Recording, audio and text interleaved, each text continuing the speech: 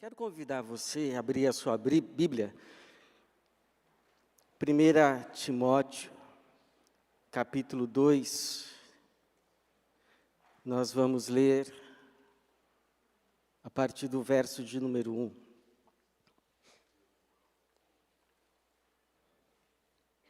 Primeira carta do apóstolo Paulo a Timóteo, capítulo 2. Nós lemos a partir do verso de número 1. 1 Timóteo, capítulo 2, a partir do versículo 1, diz assim: Antes de tudo, exorto que se façam súplicas, orações, intercessões e ações de graças por todos os homens, pelos reis e por todos os que exercem autoridade, para que tenhamos uma vida tranquila e serena, em toda a piedade e honestidade. Isso é bom e agradável diante de Deus, nosso Salvador, que deseja que todos os homens sejam salvos e cheguem ao pleno conhecimento da verdade. Porque há um só Deus e um só mediador entre Deus e os homens, Cristo Jesus, homem. Ele se entregou em resgate por todos, para servir de testemunho a seu próprio tempo. Digo a verdade, não minto. Para isso foi constituído pregador e apóstolo, mestre dos gentios, na fé e na verdade. Quero que os homens orem em todo lugar, levantando mãos santas, sem ódio, nem discórdia. Do mesmo modo, quero que as mulheres se vistam com decência, modéstia e discrição, não com tranças, nem com ouro ou pérolas, nem com vestidos caríssimos, mas que se vistam de boas obras, como convém a mulheres que afirmam servir a Deus. Obrigado, Pai. Obrigado pela Tua palavra, obrigado pela Tua igreja, obrigado pelo Teu Espírito que nos congrega, nos reúne em Teu nome mais uma vez. Pedimos que Teu Espírito que está em nós e entre nós tenha acesso a nós, a nossa mente, ao nosso coração, acima de tudo a nossa vontade. Que nada e ninguém agora venha atrapalhar aquilo que o Teu Espírito deseja ministrar.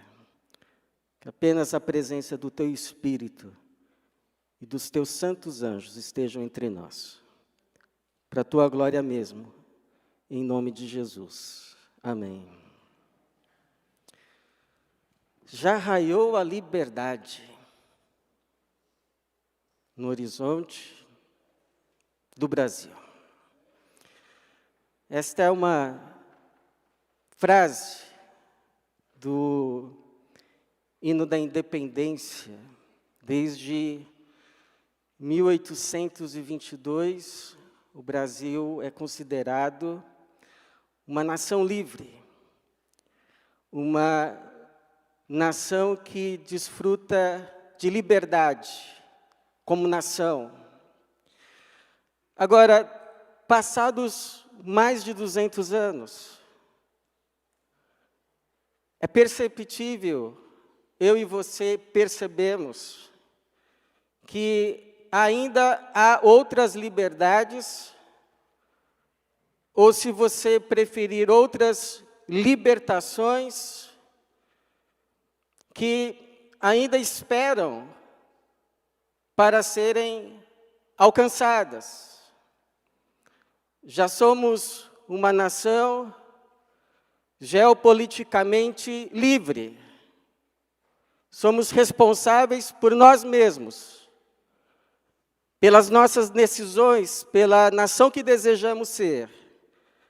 Mas há ainda liberdades ou libertações que esperam para serem concretizadas, se tornarem realidades. Por exemplo, a libertação da baixa autoestima.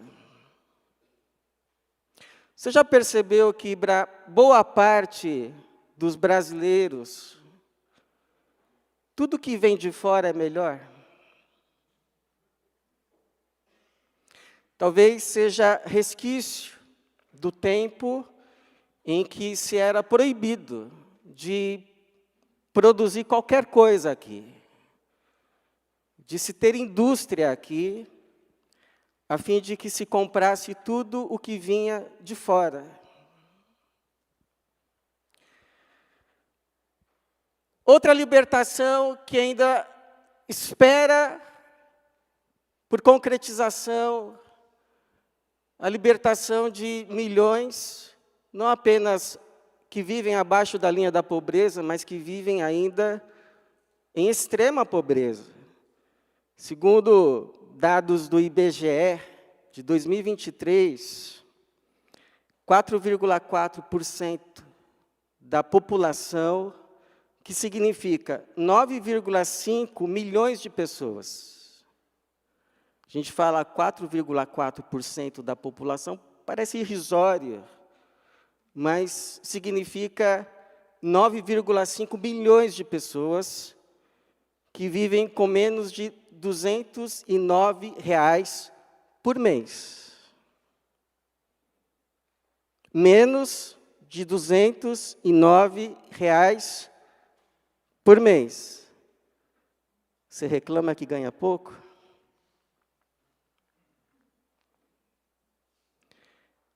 Uma outra libertação da violência urbana.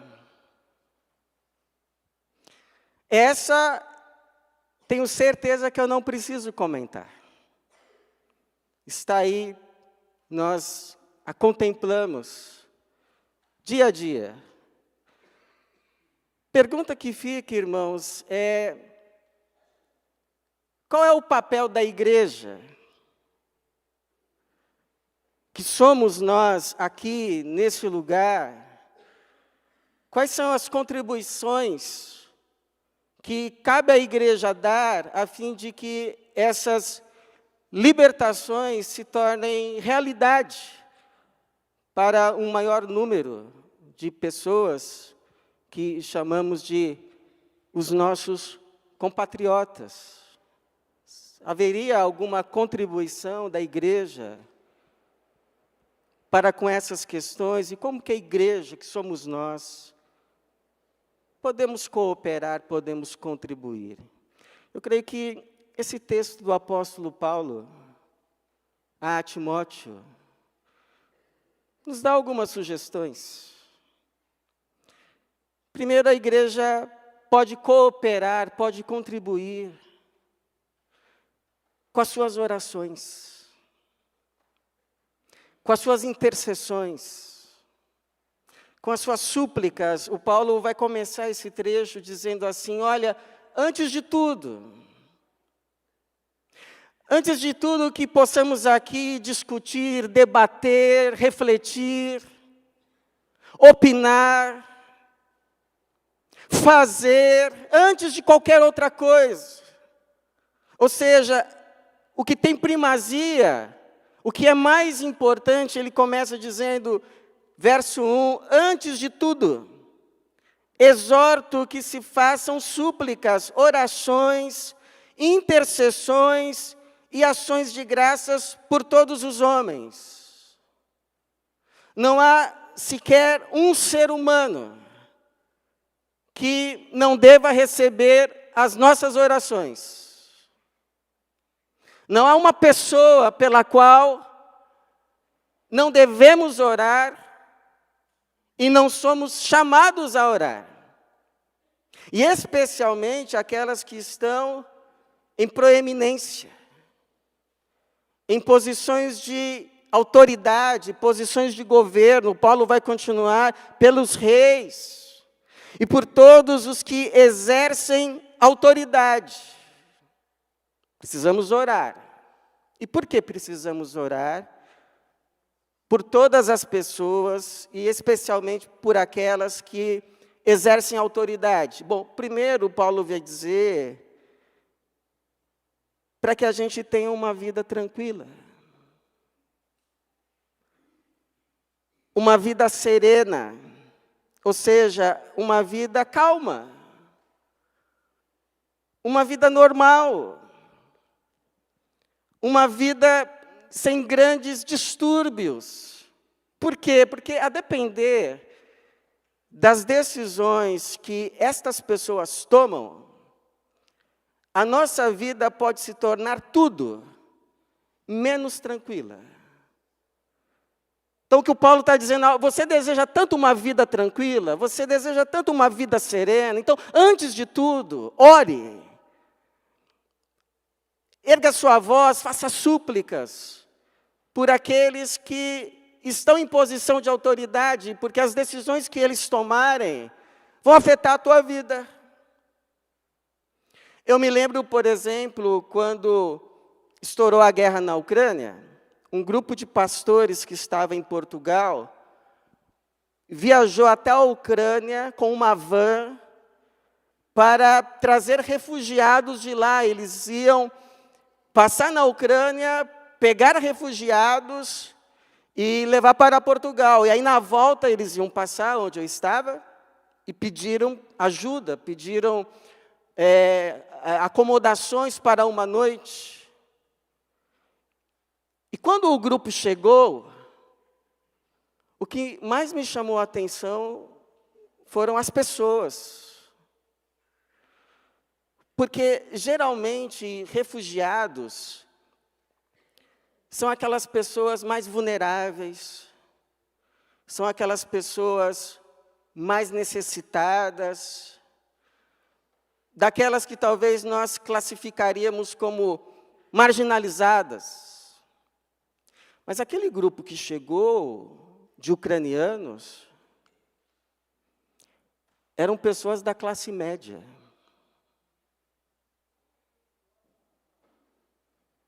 Eram pessoas de classe média. Ou seja, pessoas que tinham suas casas, que tinham as suas profissões, tinham as suas carreiras, e de um dia para a noite tem que deixar tudo para trás. E aí vê as vans que estavam passando, uma está indo para Portugal, outra está indo para a Turquia, e escolher se entra ou não entra, ou se fica e espera o massacre que está vindo, porque não era tudo combinadinho assim. Não, quem quiser entra, estamos indo para Portugal. Mas quem são vocês? E aí, entra ou não entra? Vai saber se está falando a verdade ou não. E deixar, inclusive, familiares, porque o grupo era só de mulheres e crianças. Os homens tiveram que ficar no país para defendê-lo. Isso é tudo, irmãos, menos uma vida tranquila.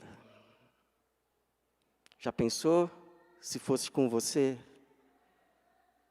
Amanhã não tem o que pensar, tem que pegar a criança e sair.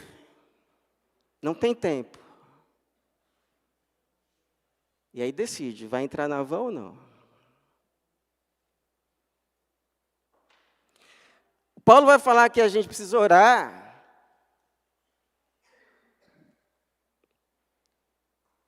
para que tenhamos uma vida tranquila e serena com toda a piedade, ou seja, que tenhamos as condições para exercer plenamente a nossa fé. Você sabe que há locais, há países, hoje, em que a fé, a propagação, a pregação da fé cristã é proibida. Ou é extremamente monitorada e controlada. Você pode até pregar, mas não tudo. Não tudo. até certo ponto. Não pode pregar todo o Evangelho, com as suas implicações todas. Para que tenhamos uma vida tranquila e serena, com toda a piedade e honestidade. Ou seja, a fim de que tenhamos as condições mínimas para uma vida digna, decente, honesta. É por isso que o crente e sábio de Provérbios 30, 8-9 orou assim: não me des nem a pobreza, nem a riqueza. Dá-me apenas o pão de cada dia, para que na fartura não te negue e diga, quem é o Senhor? Ou empobrecendo, eu não venha a furtar e profane o nome de Deus. Pergunta: você já orou hoje pelas pessoas dessa cidade, deste estado, deste país e mesmo deste mundo? A oração é dever da igreja. Se quisermos uma vida tranquila, serena, em toda a piedade e honestidade, oremos ao Senhor e façamos intercessões. Agora, a igreja pode contribuir com uma segunda atitude. A gente contribui com as nossas orações, porque aí Deus abençoa todo mundo por causa de nós que estamos orando, intercedendo, nos colocando diante dEle. Mas nós podemos, como igreja, contribuir com a pregação, a nossa pregação, a pregação do Evangelho, mas não qualquer Evangelho, o Evangelho. Porque se pregarmos um falso Evangelho, vamos promover falsas conversões. Se pregarmos um Evangelho pela metade, vamos ter discípulos pela metade. O Evangelho que salva, e salva por completo, é o Evangelho por inteiro. Eu me lembro, irmãos, que tinha uma senhora que trabalhava para a minha mãe, e essa senhora tinha o seu marido, que vivia bêbado, mas vivia bêbado mesmo, todos os dias pela rua, gritando, chorando, fazendo escândalo. Às vezes ela tinha que parar e socorrer, era aquela coisa. Agora você acredita que esse homem, um dia em uma igreja, e não era batista, Jesus se revelou para ele. E ele creu. E ele se converteu. E ele teve a sua vida transformada. Você acredita que ele deixou de ser o bêbado da vila? E passou a ser o fotógrafo da vila? Até eu tirei foto com ele. Isso é libertação. Por isso que um dos sentidos da palavra salvação na Bíblia é libertação. Libertação essa que Deus deseja que seja levada não a alguns homens, nem a muitos homens, mas a todos os homens. O Paulo vai continuar dizendo, verso de número 3, isso é bom e agradável diante de Deus, nosso Salvador, que deseja que todos os homens sejam salvos e cheguem ao pleno conhecimento da verdade. Então, não são alguns homens, não são muitos homens, mas todos os homens. Isso é bom, agradável diante de Deus, nosso Salvador. Então não é desejo do pastor, não é desejo da igreja, é desejo de Deus, o nosso Salvador, que não apenas alguns, nem muitos, que deseja que todos, absolutamente todos, os homens sejam salvos e cheguem ao pleno conhecimento da verdade. Então, não é parte do Evangelho para alguns, mas é todo o Evangelho para todos. Essa é a nossa missão, como igreja, nesse lugar, fazer todo o Evangelho conhecido para todos, sem exceção. Por que nós iniciamos esse semestre a caminhada bíblica pelas manhãs de domingo, na nossa escola bíblica, que visa partirmos do Gênesis e chegarmos até o Apocalipse em 4 anos? Porque a ordem dada a nós não é que ensinemos ou preguemos parte do Evangelho, mas todo o Evangelho, ou como Paulo diz, todo o conselho de Deus. Essa é a nossa missão. Para que qualquer tempo em que uma pessoa chegue a essa igreja, ela tenha a oportunidade de começar a conhecer a palavra revelada e escrita de Deus, do seu começo até o seu fim, e enxergando Cristo e o seu Evangelho em tudo isso, porque a revelação de Deus tem como objetivo apontar para Jesus.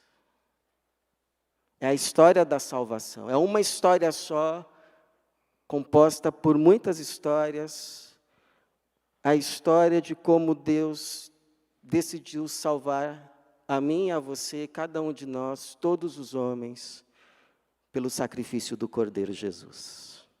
Louvado seja o Senhor. Por que nós renovamos o nosso trabalho com hispânicos? Hoje pela manhã, nós oramos aqui consagrando o casal, Rubem e Raquel, junto com Samuelzinho, que vão trabalhar para alcançar os hispânicos. Por quê? Porque é impossível sair aqui pelas ruas e não cruzar com hispânicos, com peruanos, com bolivianos, com equatorianos. Os nossos vizinhos aqui, todos eles, são hispânicos. A escola, ouvi falar, não tenho certeza, mas a informação que eu tenho é que a escola aqui pública ao lado é quase toda de alunos hispânicos. Então eu pergunto, como ser igreja de Jesus aqui e ser indiferente com essas pessoas? Uma vez que foi ele que disse, vão e façam discípulos de quantas nações mesmo, irmãos? Todas. E se as nações estão aqui, a responsabilidade se torna ainda maior. Estão aqui, a gente não precisa nem ir lá, elas estão aqui. Então, nós vamos contribuir com a pregação do Evangelho nos confins da terra? Vamos. Vamos contribuir com a pregação do Evangelho na nossa Judéia? Vamos, está aí a nossa campanha de missões nacionais, Minha Pátria para Cristo. Mas nós vamos fazer tudo isso sem esquecer também a nossa Jerusalém. Porque Jesus não disse, vocês serão as minhas testemunhas, ou em Jerusalém, ou na Judéia, ou em Samaria, ou nos confins da terra. Mas, tanto em Jerusalém, como em toda a Judéia, Samaria e até os confins da terra. A missão é o evangelho todo para todas as pessoas em todo lugar. Que missão, hein? Que Deus nos ajude.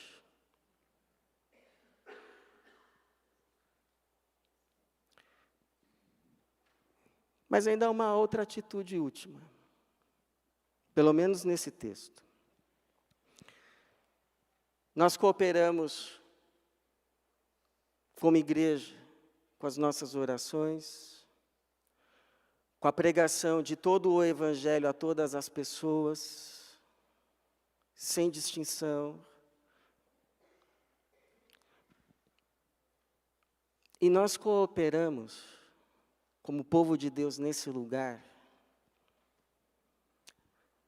nesse país, nessa nação, vivendo a vida cristã. Aquilo que pregamos, aquilo que professamos. Alguém já disse, a gente precisa viver o que prega para poder pregar o que vive. O Paulo vai então, por causa disso, terminar essa sessão com duas aplicações, dois exemplos práticos da vida cristã vivida, exercida. Um exemplo para os homens e um exemplo para as mulheres. O exemplo para os homens. Verso 8. Quero que os homens orem em todo lugar, levantando mãos santas. Hoje a gente tem o costume de orar, baixando a cabeça e fechando os olhos. Tem problema, é só costume, mas no tempo do Novo Testamento, a oração era feita com os olhos abertos, olhando para o céu, e as mãos com as palmas para cima. Você veja que quando Jesus ora, antes de ressuscitar Lázaro, ele olha para o céu. Então Paulo diz, quero que os homens orem em todo lugar, levantando mãos santas, mãos que são operosas no bem e não no mal, e sem ódio.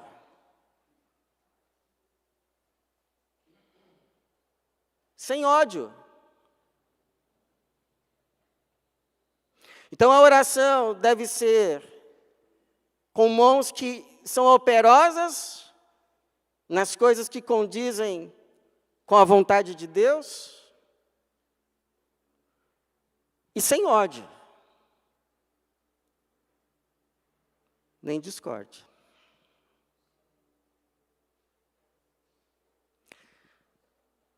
Esses dias eu estava indo visitar uma família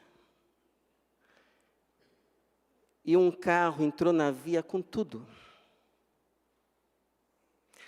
Eu acho interessante que antigamente o pessoal parava, né, deixava o carro passar, depois entrava. Hoje em dia o pessoal entra e quem está vindo atrás que breque. Eu, claro, sei que você não faz isso, só estou dando um exemplo. Mas o motorista que teve que brecar com tudo atrás, mas ele ficou tão enfurecido, que ele emparelhou o carro do lado do outro e jogou com tudo. E aí você sabe o que acontece. Então, aqueles dois não podem fazer essa oração. A oração que faz diferença. Mãos santas, sem ódio, sem discórdia. Aí o Paulo vai dar agora o exemplo prático para as irmãs. As irmãs não ficaram de fora. Ele vai dizer o verso 9, do mesmo modo, quero que as mulheres se vistam com decência, modéstia, discrição, não com tranças, nem com ouro ou pérolas, nem com vestidos caríssimos, mas que se vistam de boas obras, como convém a mulheres que afirmam servir a Deus. Mas o que tem? Qual o problema das tranças? Qual o problema do ouro? Qual o problema das pérolas? Qual o problema dos vestidos caríssimos? É que, na época, irmãos, esse era o traje comum das prostitutas. É possível que o que o Paulo está nos dizendo aqui é que a motivação do vestir feminino, pelo menos para as mulheres que afirmam servir a Deus, não deve ser o de atrair homens.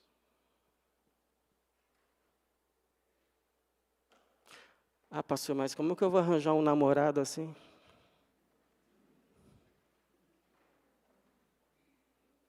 Deus vai trazer para você alguém que é dele, para você que é dele, atraído pelas coisas dele em você. Não vai ser uma bênção? Deus trazer alguém dele, para você que é dele, atraído pelas coisas dele em você, que vão te adornar. Então percebe como a gente vai fazendo diferença, sendo diferente nas pequenas coisas. E vai sendo diferente não apenas pelo mal que a gente não faz, mas pelo bem que a gente faz. A gente ser conhecido não apenas como o povo que não faz, mas sermos conhecidos também como o povo que faz. O quê? O bem. Essa semana eu ouvi, semana passada, né, porque hoje é domingo, ouvi um testemunho tão bonito.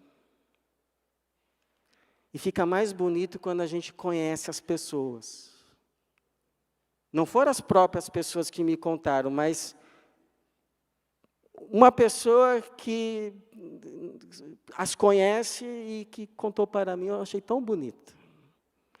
Diz assim, que uma irmã olhou e viu uma vizinha que ela sabe estar doente, adoentada, segurando assim um banquinho para o seu filho que já tem mais de 50 anos, está obeso, e eles tentando aparar, cortar a folhagem do muro, de um extenso muro, trabalho que antes era feito pelo marido, mas que faleceu.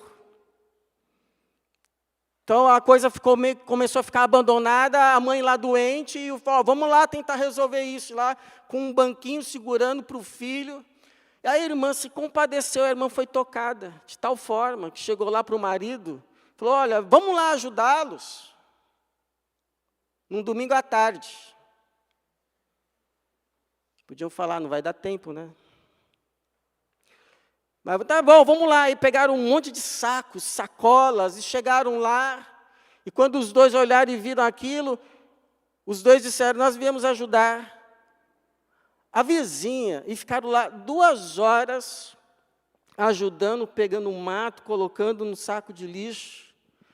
Mas aquela vizinha ficou tão estupefada, porque ela disse assim, não existe mais isso hoje em dia. Isso que é ser crente. E ela ficou tão comovida que ela queria fazer um pix. E os irmãos, não precisa, a gente não está aqui para isso. Então eu vou passar a dar o dízimo na igreja de vocês, também não precisa.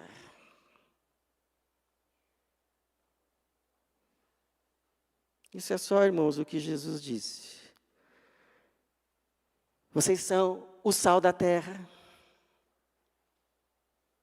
Vocês são a luz do mundo. Brilhe a vossa luz diante dos homens. Resplandeça a vossa luz diante dos homens. Que o sal não se torne insípido. Não se torne comum, não se torne como um grão de areia que já não faz mais diferença, porque é absolutamente igual. E tudo que já não é diferente, já não faz diferença. Vocês são o sal da terra, vocês são a luz do mundo. Brilhe, resplandeça a vossa luz diante dos homens, para que vejam as vossas boas obras. E não é que vocês vão fazer para que eles vejam, mas vocês vão fazer porque Jesus está em você fazendo. E assim glorifiquem o vosso Pai que está no céu. Então, irmãos, eu sei que você poderia acrescentar muitas outras libertações que esperam serem ainda alcançadas naquela lista do nosso começo. E eu creio que se nós fizéssemos aqui uma enquete, a primeira libertação, a primeira que é ficar no topo, que os irmãos iam votar, a libertação espiritual. Amém. Se é assim,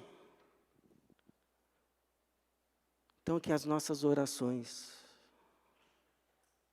a nossa pregação, a nossa vida, irmãos, nossa vida, apresente Jesus Cristo às pessoas, a fim de que elas recebam dele toda a libertação que precisam. Como ele disse, porque se o Filho vos libertar, verdadeiramente sereis livres. Que assim seja, para a glória de Deus, em nome de Jesus. Amém.